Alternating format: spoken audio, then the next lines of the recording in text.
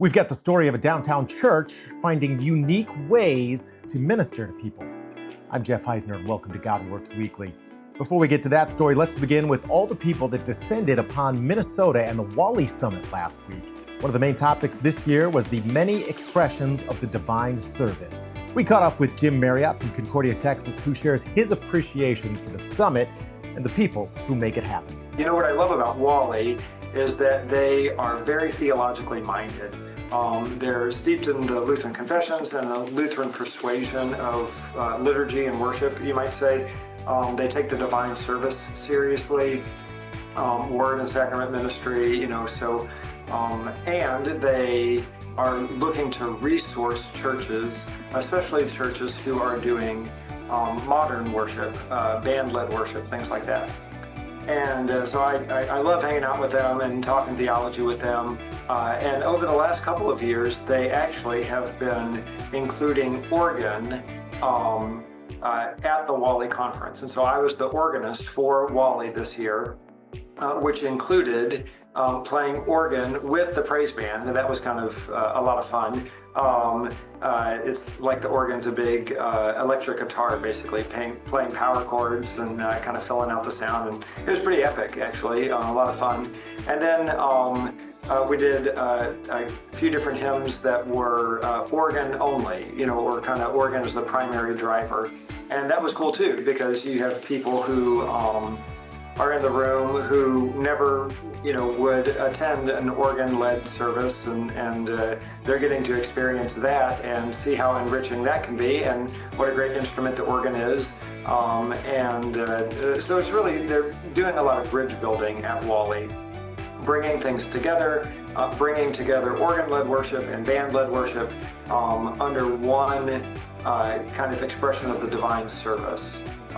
Keeping the divine service central, keeping word and sacrament ministry central, and noting that many different musical genres and styles, many different musical instruments can carry the divine service and can carry the congregation through the divine service. So I love that about WALi, and I love the people that are contributing to that conversation. In downtown Detroit, historic Trinity is known as America's Lutheran Cathedral. It's been around since the 1850s. And being a church in this area of the downtown, they found different ways to get people to come there and share the gospel. Here's Daryl on JFC. We're a commuter church, which makes things interesting because it's hard to just have an hour-long Bible class on a Monday night without making it worth their while. So we do a theology on tap every Monday night with a catered meal and Lutheran beverages and a Bible study, and that'll get people downtown. So there's those kind of unique wrinkles there. And yes, in a post-Christian, post-truth, postmodern world, it's different. I've often thought of the generations that have gone before us. My pastor, Pastor Bernthal in Detroit, Dr. E.T. and then Dr. Richard were at Epiphany for 70 years. And they were sowers. I mean, they spread that gospel out. And I think our generations have gotten pretty comfortable with harvesting, kind of reaping the fruits that have been sown in the past. We've got to get back to sowing, but the soil is not like it used to be, right? I mean, 50, 100 years ago, this was generally a Christian nation, and now it's not, at least actively. And so how do you engage with a postmodern, post-truth seeker, or somebody who's curious, and agnostic, who wonders maybe if? Rhetoric matters. And so we've got a team of people here that are constantly kind of sharpening our apologetics, because we really think that rhetoric matters. How do we pique their interest to be drawn to Christ, sharing the truth, being bold in our faith, but not shutting them down because they don't see things the way we do, certainly right away, they're not going to. So how do we draw them into a conversation as Jesus did with the woman at the well?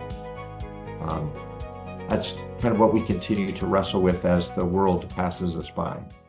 Going inside Concordia Market, and we've got something for your children's ministry. It's Cherry, the Resurrection Rabbit. You might remember her from a previous episode. Well, she's got a new song out right now, I Am Not Ashamed.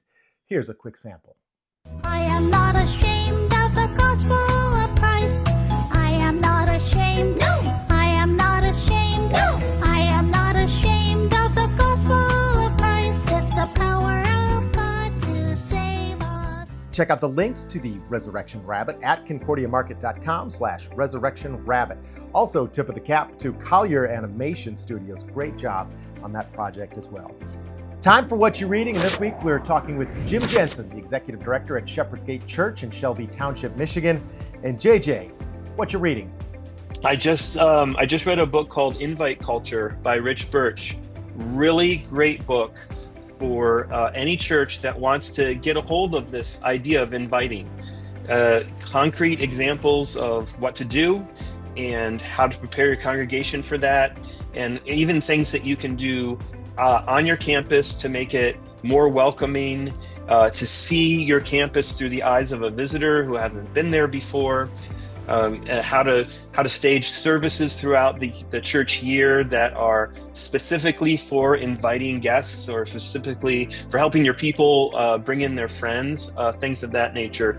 So I'd recommend that book, Invite Culture, to anyone who's interested in these issues or growing their invite culture at their church, for sure. All right, a cool note from the LCMS Encouraged and Encouraging Facebook page. This is from Caleb Bartholomew back on September 23rd. He writes, "There's been an explosion of young adult/college students coming through our doors, and it sounds like this trend may continue. They're asking for a Bible study. Can you recommend any good materials for young adults?" Well, great post and great question. We'd like to hear what you want to say as well. Don't forget, give us a like and share. We've got links to everything that we've covered in the show notes, and send us those story ideas. We want to connect with you and find out about all those cool things that are happening at your church or in your community. Thanks for watching God Works Weekly.